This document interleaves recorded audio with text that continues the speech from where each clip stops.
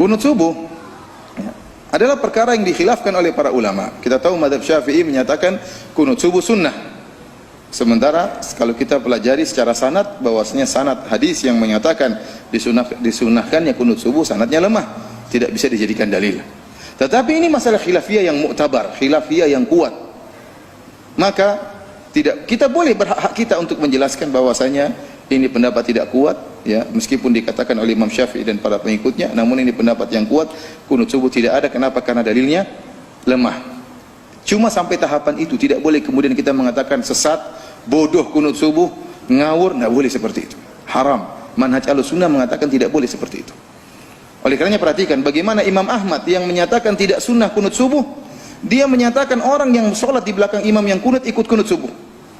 Ini fatwa mungkin asing, namun antum harus tahu, ya, bahwasanya Imam Ahmad yang beliau menyatakan kunut subuh tidak dianjurkan, menyelisihi gurunya Imam Syafi'i, dia menyatakan barang siapa yang sholat di belakang orang yang kunut ikut kunut subuh. Kenapa? Ini masalah khilafiyah dan antum posisinya sebagai makmum, maka ikut imam pada masalah-masalah ijtihadiyah. Beda kalau imamnya sholat asarnya 5 rakaat, ya jangan diikuti. Ini masalah jelas, tidak boleh. Sekarang masalah kunut subuh, masalah ijtihadiyah. Dan ini berat terkadang bagi sebagian kita yang terbiasa menyelisih imam, menyangka kunut subuh itu bid'ah, maka kalau kita ikut begini berarti ikut apa? Terjerumus dalam bid'ah. Padahal tidak demikian. Bahkan saya tidak menemukan perkataan Imam Ahmad menyatakan bahwasanya hal itu adalah bid'ah. Cuma dia mengatakan tidak sunnah, bahwasanya yang sholat di belakangnya silakan mengikuti. Dan ini juga yang difatwakan oleh Syekhul Islam Ibn Taimiyah rahimahullah dalam Majmu' Fatawa. Beliau mengingkari kunut subuh, artinya beliau tidak menerima kunut subuh. Kunut subuh menurut beliau tidak sunnah. Tetapi beliau sendiri menyuruh orang untuk ikut kunut subuh di belakang imam yang kunut kalau posisi dia sebagai makmum. Demikian juga ini fatwanya Muhammad bin Shalih Al-Utsaimin rahimahullahu taala dalam kitabnya Syarhul Mumti'. Dia mengatakan bahwasanya orang yang jadi makmum di belakang imam yang kunut subuh, maka dia juga ikut kunut subuh. Yang kita sedihkan memang timbul dari dua belah pihak yang tidak paham. Dari pihak yang tidak mau kunut subuh dan dari pihak yang kunut subuh. Dari pihak yang kunut subuh menganggap kunut subuh seakan-akan kewajiban sholat. Kalau tidak kunut subuh seakan-akan sholatnya tidak sah, kurang. Dan ini juga salah. Padahal Imam Syafi'i tidak pernah mengatakan wajib. Paling maksimal hukum kunut subuh hanyalah sunnah, tidak sampai pada derajat apa? Wajib. Sementara kita dapatkan sebagian orang Indonesia, nggak tahu di Malaysia ya, kalau imamnya tidak kunut subuh dia tidak mau sholat di situ. Bahkan kalau imamnya tidak kunut subuh dia sholat ulang. Bahkan imamnya kalau tidak kunut subuh dia bilang subhanallah, subhanallah.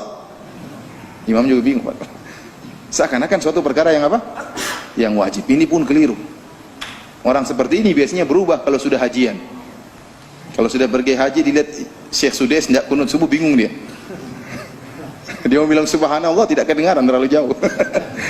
Bingung bagaimana coba? Apakah jutaan orang sholat tidak sah semua? Apakah jutaan orang semua sholat tidak sah di belakang imam Syekh Sudes yang tidak kunut subuh? Dan ada yang nekat, imamnya tidak kunut subuh, dia kunut subuh sendiri. Ini salah seperti ini. Imam Syafi'i tidak pernah mengajarkan demikian. Oleh karena saya mengatakan salah dari dua pihak. Pihak pertama, orang yang kunut subuh, kita bilang silakan kalau kau kunut subuh, kau yakini mazhab Syafi'i, kita hargai. Namun menurut saya kau hargai juga pendapat saya. Pendapat saya bahwasanya tidak sunnah. Kalau kau silakan. Bahkan di antara penghargaan saya yang mengatakan tidak sunnah, saya kalau jadi makmum di belakang engkau, saya juga ikut kunut. Sebagai bentuk penghargaan saya kepada masalah ini. Sebaliknya juga dari pihak yang lain yang menganggap kunut subuh tidak sunnah, maka menjadikan orang yang kunut subuh seakan-akan solatnya rendah, solatnya hina, tidak solat itu tidak benar, sama. Mengatakan orang tersebut ahlul bid'ah, ini tidak benar. Ini masalah khilafiyah, tidak sampai pada tingkatan apa? Bid'ah membid'ahkan. Barang siapa yang terjerumus pada bid'ah membid'ahkan dalam masalah kunut subuh, dia telah menyelisih manhaj Ahlus Sunnah. Tidak ada imam yang dia ikuti. Dia telah menyelisih manhaj